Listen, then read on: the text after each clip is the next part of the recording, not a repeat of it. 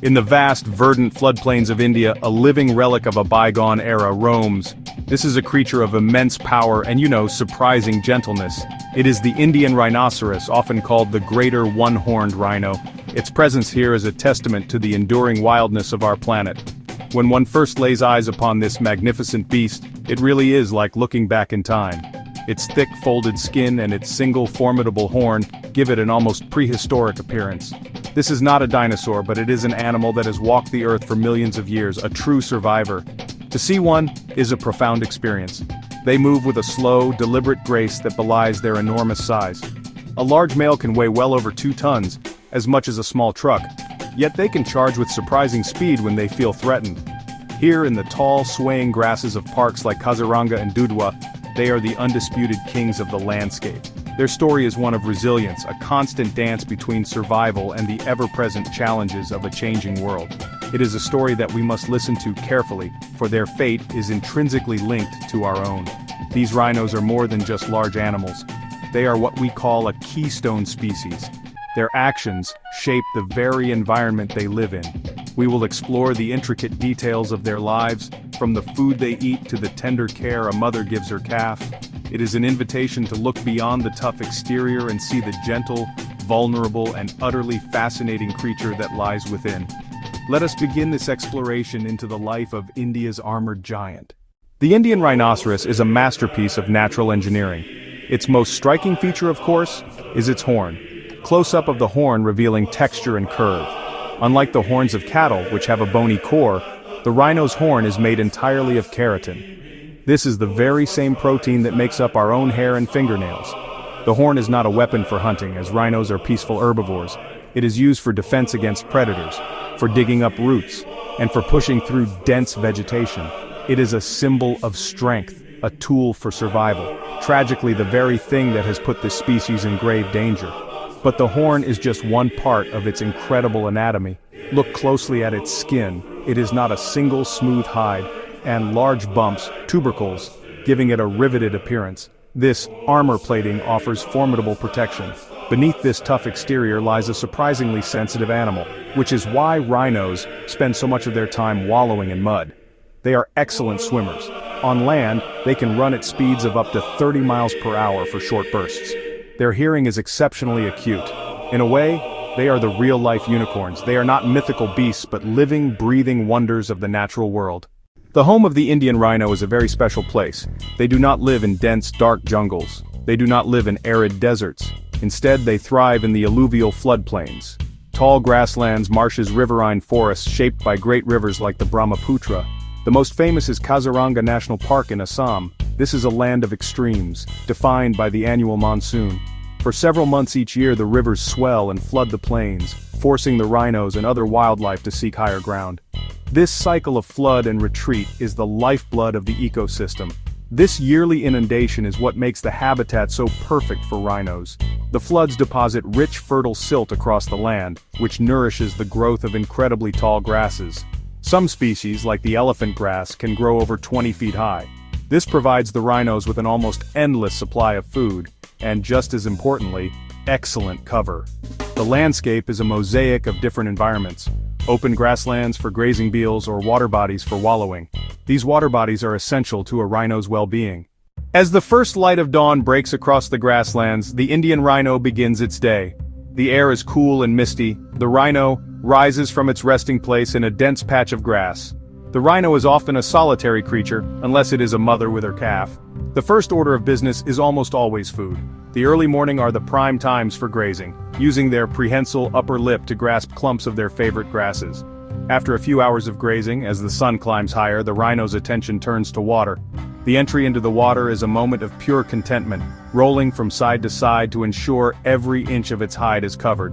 Often several rhinos might share a large wallow, tolerating each other's presence in a temporary truce. They might be joined by egrets, which perch on their backs and pick off parasites. The afternoon is a time for rest and digestion. This is a quiet, contemplative part of their day. They might stand motionless for long periods. Their large, mobile ears are constantly swiveling, listening for the snap of a twig, or any unfamiliar sound that might signal the approach of a tiger. It is a state of relaxed vigilance, a skill honed by millions of years of survival. As dusk approaches, the cycle begins anew. The air cools, and the rhino feels the urge to feed again, its powerful form silhouetted against the setting sun. The Indian rhino is a grazer, a herbivore whose diet is almost entirely of grasses. Not an indiscriminate eater. It definitely has its preferences.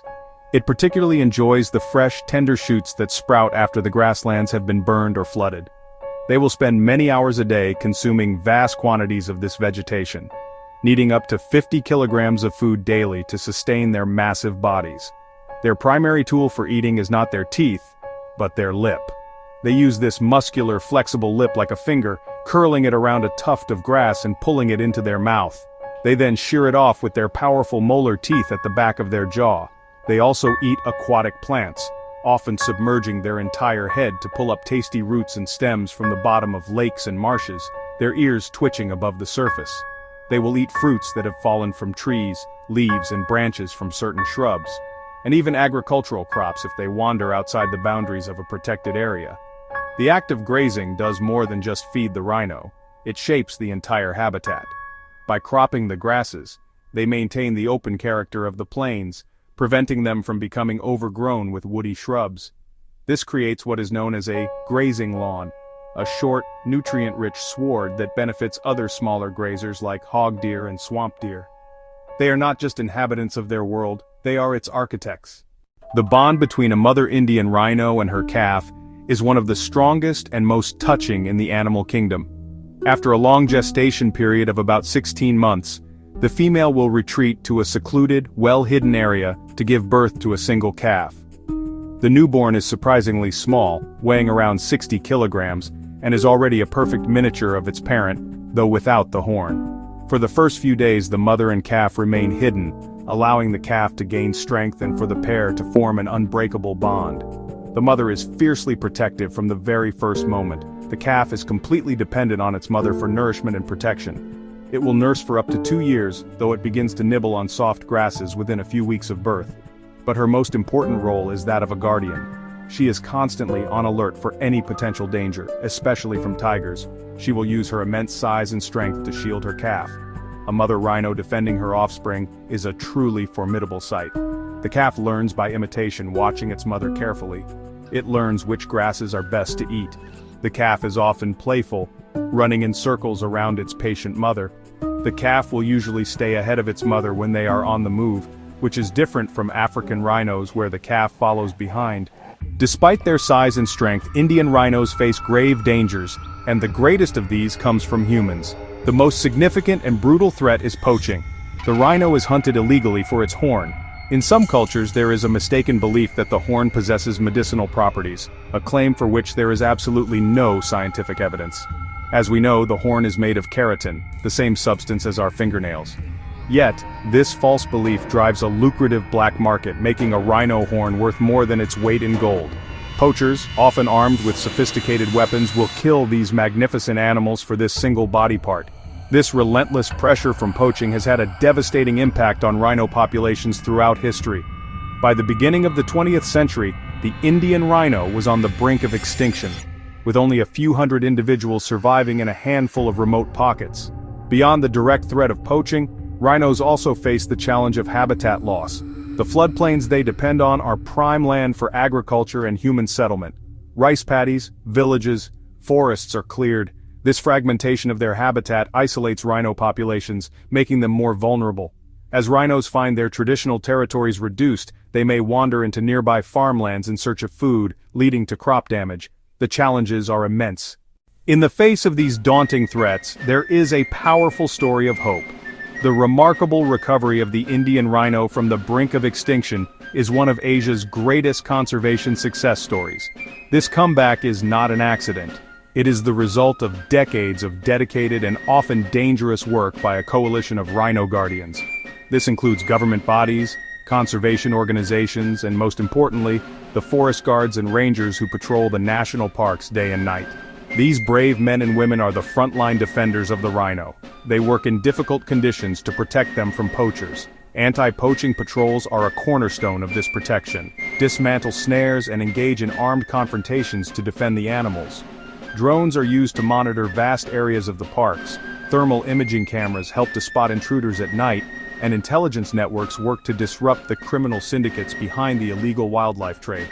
The creation of strictly protected areas like Kaziranga National Park and Manas National Park in Assam, rhinos are captured and given health checks, then transported and released to establish new populations. Community involvement is also essential for long-term success. When communities see the value in protecting wildlife, they become the most effective guardians of all. From a population of just a few hundred individuals a century ago, the Indian rhino has made a miraculous comeback. Today, thanks to tireless conservation efforts, their numbers have increased to over 4,000. This is a powerful testament to what can be achieved when we decide that a species is worth saving. The grasslands of India would be immeasurably poorer without the presence of these armored giants. Their survival enriches not just the ecosystem but the human spirit as well. They remind us of the wildness and wonder that still exists in our world and of our profound responsibility to protect it. The journey is far from over, the threats of poaching and habitat loss. The guardians of the rhino must remain ever vigilant. But there is now a strong foundation of success upon which to build. The story of the Indian rhino has shifted from one of near despair to one of cautious optimism. Every new calf born in the safety of a protected park is a symbol of this hope. What can we, who live far from these grasslands, do? We can support the organizations that are working on the ground to protect rhinos. We can choose to travel responsibly, supporting ecotourism that benefits local communities and wildlife conservation. Most importantly, we can raise our voices. We can spread awareness about the plight of the rhino. We can teach our children about these magnificent creatures, instilling in them a sense of awe and a desire to protect the natural world. The great Indian rhinoceros is more than just an animal. It is a symbol of resilience, a survivor of an ancient world that has managed to hold on in our modern one.